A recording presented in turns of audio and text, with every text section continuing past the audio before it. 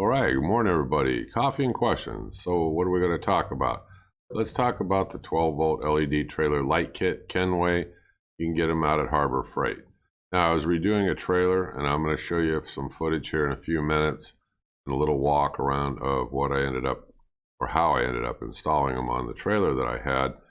And, I buy these trailers from time to time. I fix them up, I resell them, but these lights work great.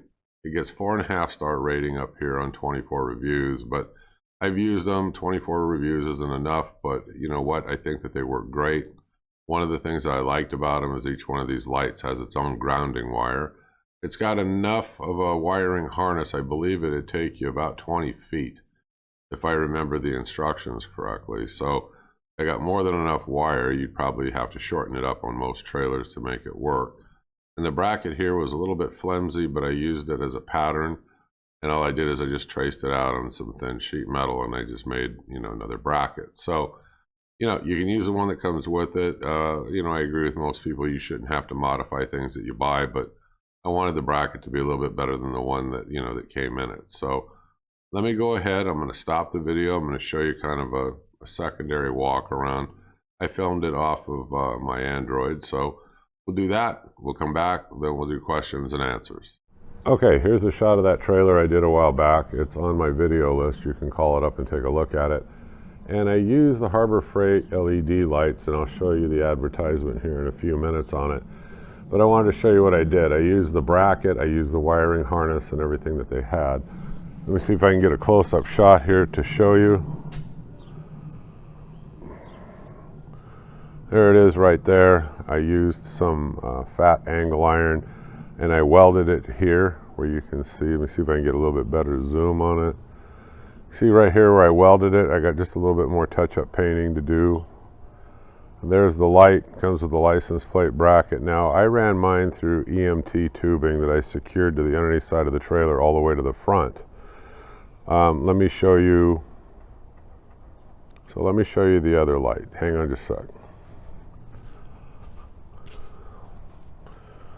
All right, here's the other side of it. And like I said, the wire goes into the frame, it goes down, goes through the EMT tubing all the way to the front. And let's walk up front.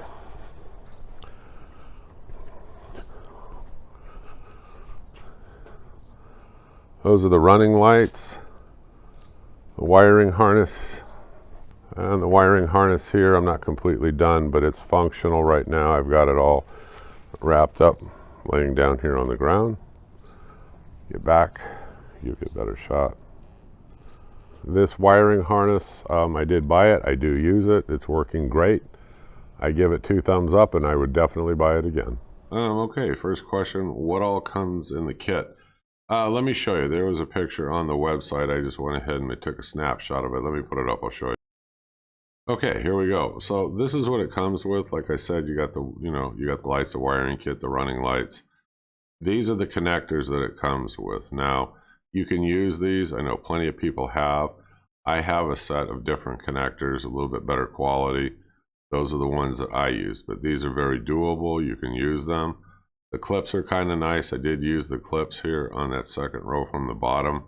And the little screws, those are like self-tapping. And so they seem to work fairly well on the metal on the side when I went to put the running lights on. So, no problem with any of that stuff, but you might have better stuff that you want to use. Okay, next question.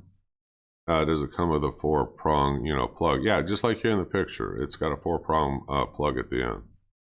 What are the dimensions of these side markers? I think they're 3 inches by about 2 inches, if I remember right. And of course, it's got the small holes on each end that, that you use the screws, and, you can affix it to the side of whatever you're doing. Would I say these lights are submersible? No. It's not, I'm not going to say definite, but I wouldn't think that they are, and I wouldn't try it.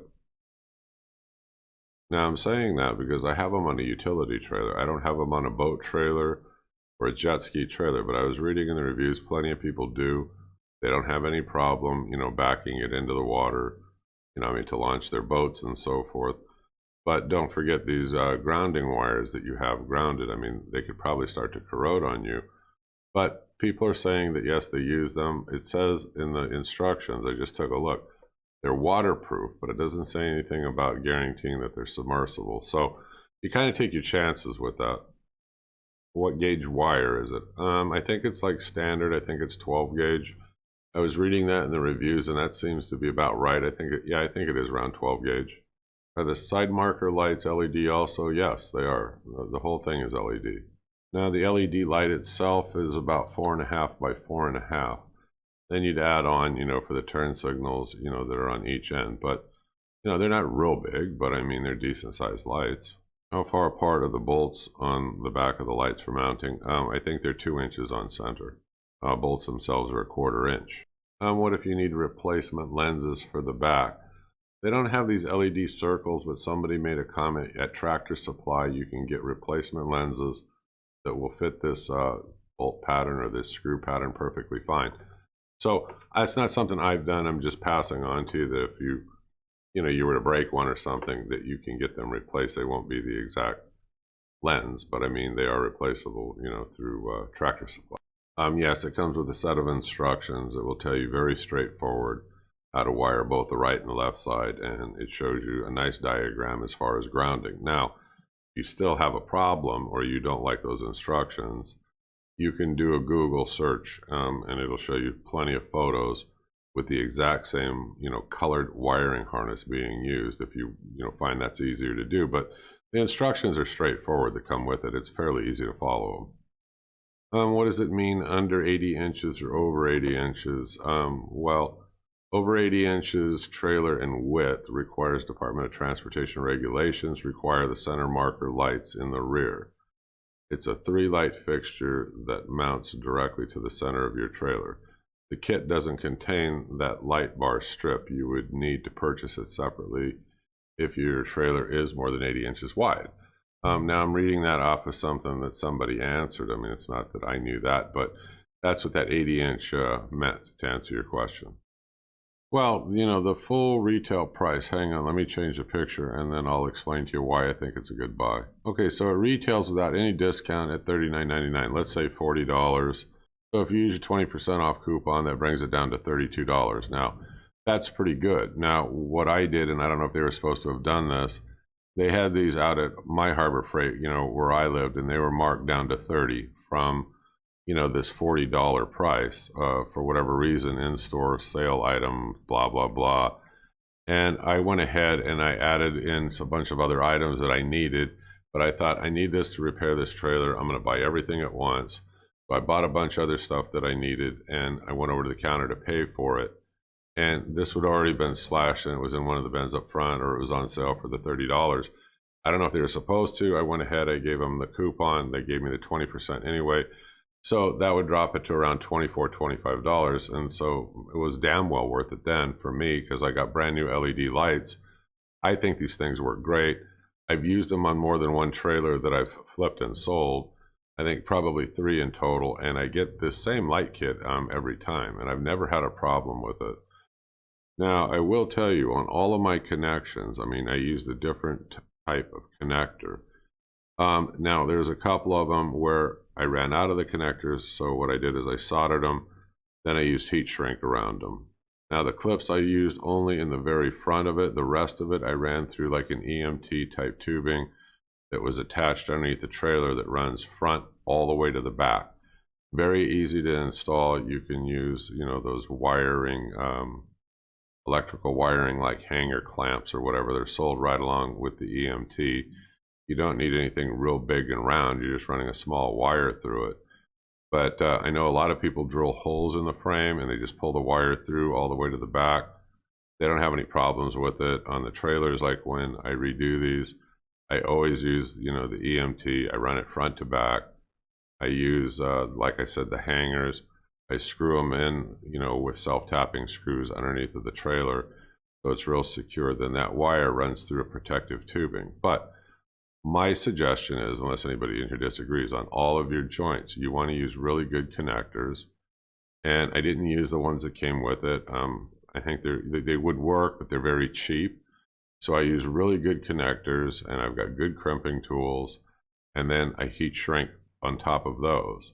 You don't have heat shrink, you can use even electrical tape and then wrap them And I know somebody sent me a comment going, I'm telling people to do that and it's overkill and, it's foolish and it's a waste of time. Well, I don't believe it to be foolish. It's my time that I'm wasting.